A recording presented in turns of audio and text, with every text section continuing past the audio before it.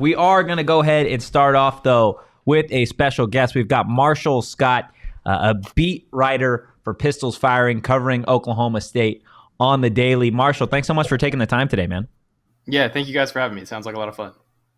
Just want to kick things off with what you saw from Oklahoma State last weekend. Obviously, the 27-13 victory over Central Arkansas. Kind of like Arizona State, the expectation was maybe that they would have done it in a little bit more of an impressive fashion. But what did you see from the Cowboys last weekend? Yeah, it was a game that was hard to honestly grab a ton from. They used three different quarterbacks. Gundy has told us all offseason that was a possibility, or at least since Big 12 Media Days, that was a possibility. But nobody from the outside, I guess, really believed him. Everybody kind of thought that it was going to be Alan Bowman, the Michigan transfer, to take things. That is not what happened. He did play every quarterback. Each guy got 4 series. So it felt more like 4 segments of a game or 3 segments of a game than a flowing actual game. So that was weird on the offense. They didn't run the ball very well, which has been a big thing this offseason that they've been trying to improve upon. Early in the game, they did not run the ball very well. And then Brian Nardo, a new defensive coordinator, brings in a new system, the 3-3-5 defense, and they just pretty much sat in their base package the entire time. Dillingham kind of mentioned that earlier this week, that it's kind of hard to know exactly what they're going to do because they pretty much just stayed base and tried to force Central Arkansas to beat them, which they were unable to. So really weird game. As you mentioned, expectations were, maybe a more comfortable win against Central Arkansas. But we got what we got, and I don't know what this team is still after 1 week. Yeah, well, as Tochi mentioned, we're kind of in the same situation here. Luckily, there is there is a true QB1 for ASU right now. What did you make of obviously the situation itself is really unique, but specifically from the quarterbacks you mentioned, Bowman was supposed to or expected to be the one that gets thrown out there. Who did you like the most, and who do you think is going to start most of the games for the Cowboys this year? Yeah, so I think it's tough to say. Gunnar Gundy definitely looked the most impressive. He was the last guy they threw out there. But he also got run support that the others did not get. Oklahoma State all of a sudden started to run the ball in the fourth quarter. So there's that kind of aspect to it. And then going into the game, you would have definitely thought Gunnar Gundy was the third guy among those guys. He comes out last. So it seems like they probably kind of thought that as well. So Gunnar looked the best. But I think the growing sentiment among the fan base is that Garrett Rangel maybe was the better overall, given that he didn't have any run support. He's the guy that came out first, redshirt freshman. So I honestly have no idea. Gundy's told us all along. He said, if you watched them all, you wouldn't be able to pick a starter, and that's he was very true in that aspect. I think it would be better for the team as a whole should they just pick a starter, no matter who it is at this point. But he's trying to do this fairly. He's trying to give every guy their opportunity with the transfer portal, sitting right there. So I don't know. It's been weird. I think I would say that Garrett's probably earned himself a start. But maybe they try and switch it up. Maybe they gave Alan Bowman, the first set of reps Saturday. I honestly have no idea. Yeah. Do you think there's a possibility where they not play all 3, but maybe switch back and forth, and not even because of a performance issue, just because they want to see more against ASU, or is that kind of done? No, I think that there is a possibility that they play all 3 again. I think that I would assume, because I think Gunnar earned the opportunity to play on Saturday. So at that point, I would say, him going in being the third guy, I think I'd be surprised if they didn't play all 3 again, which sounds, crazy. But I kind of just think that that's where they're at right now. Like I said, I think that this team would be better, would have a more firm identity if they could just pick a guy. But all 3 of those guys are pretty equal. So I've got no clue. I really want to see a split back formation with all 3 of the quarterbacks at the same time. It's not happening, so man. Awesome. It's not happening. It's weird because it sounds like Oklahoma State is kind of at the point that Arizona State was right before they got to Camp Tontozona in terms of, okay, we've got 3 quarterbacks, Drew Pine, Trent Bourget, and then Jaden Rashada, who a lot of people kind of viewed as that 3, and he was the 3 going into fall camp. Kind of sounds like Gunnar Gundy was in a similar spot. Just looking at that game from last week, it felt like OSU's offense was a little stagnant until Gunnar got in the game late. If he is the guy that ends up playing the majority of snaps, or I guess if we do see him out there on Saturday, what kind of challenges does he possess versus some of the other quarterbacks on OSU's roster? Yeah, Gunner's a little bit different than the other two. He's more mobile.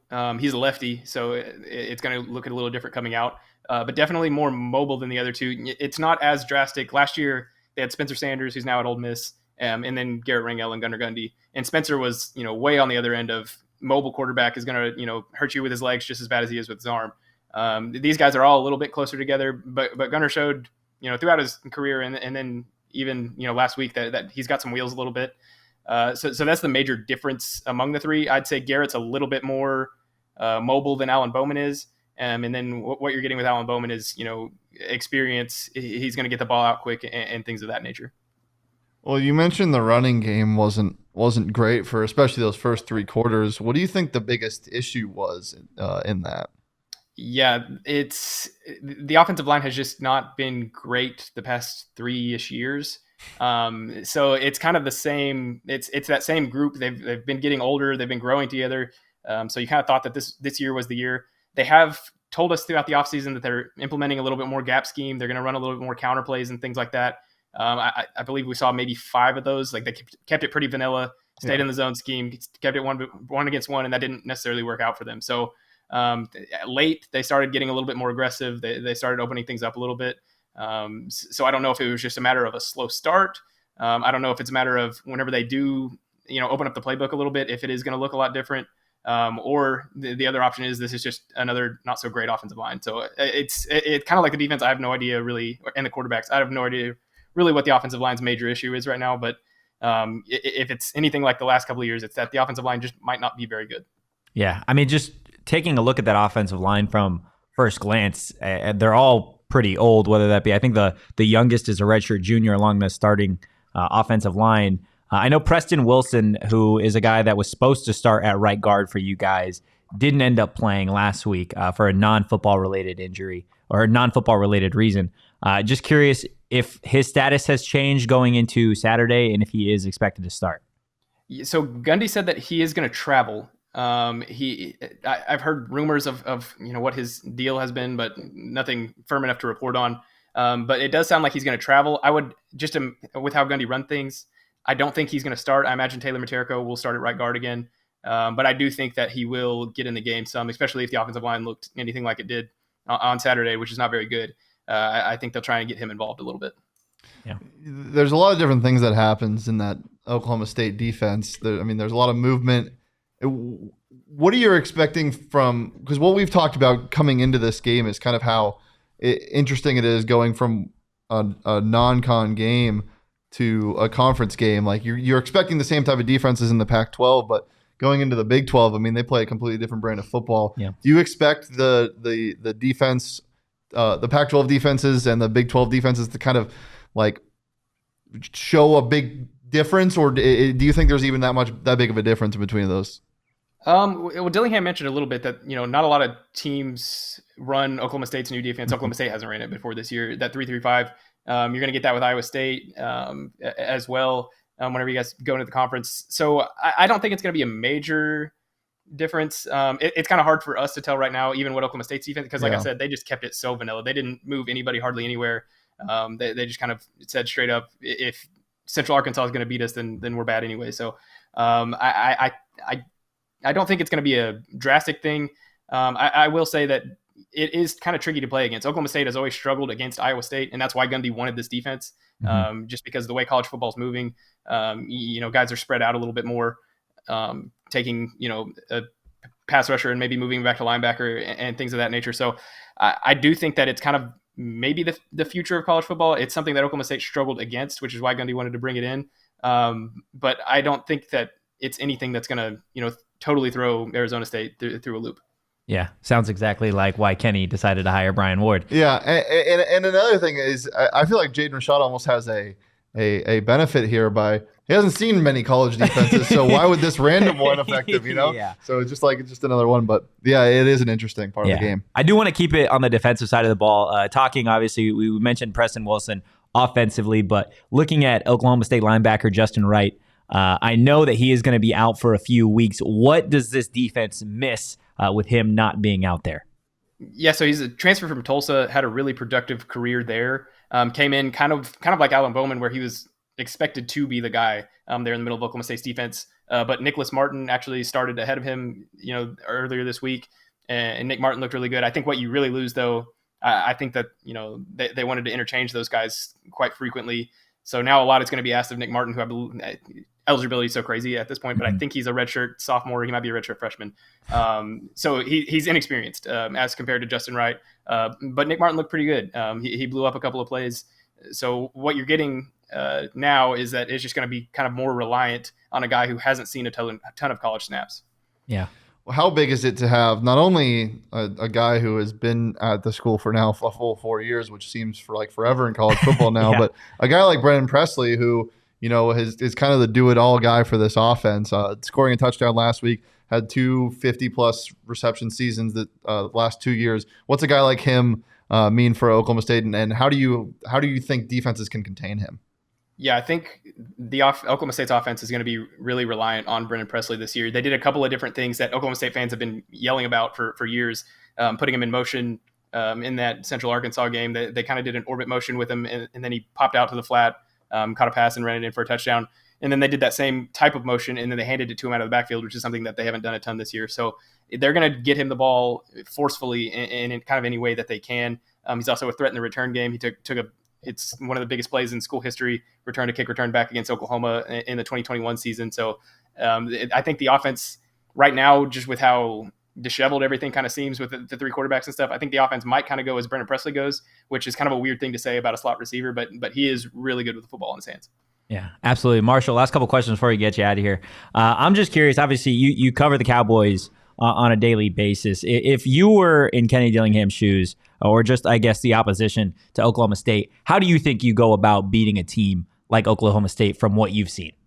Yeah, I think you really test that offensive line in a lot of ways, and I guess I'm not really sure how you would do that in terms of, do you blitz people? Do you make them kind of confused in that area? Or do you just say, hey, I don't think this offensive line is good enough to beat our front four, so just send the front four and then kind of let the rest of the guys hang out? So I think, you try to stop the run, which is kind of just football in general. But stopping the run against Oklahoma State has been somewhat an easy thing to do lately, because then they get really one-dimensional and they have to throw the ball. And with whatever's going on at quarterback right now, that might not be the most reliable thing either. So I think stopping the run first would be a big deal. The offensive line struggled with communication, with twists and things of that nature in that first week. So I think that's kind of where you want to kind of hang your hat defensively. As far as the offense goes, it's so tough to say just because we don't know what Oklahoma State's defense is at this point. Yeah. They were kind of getting killed in the flats earlier, but Mike Gundy said after the game that they've got something for that. They just kind of wanted to keep it vanilla. So I'm not really sure offensively quite yet. With all that said, do you have a prediction for Saturday's game? I haven't looked too deep into it. I wanted to, because I didn't know the result of the Arizona State game while the Oklahoma State game was going on. But I was like, there's no way that I'm picking Oklahoma State to win next week if this is what they look like.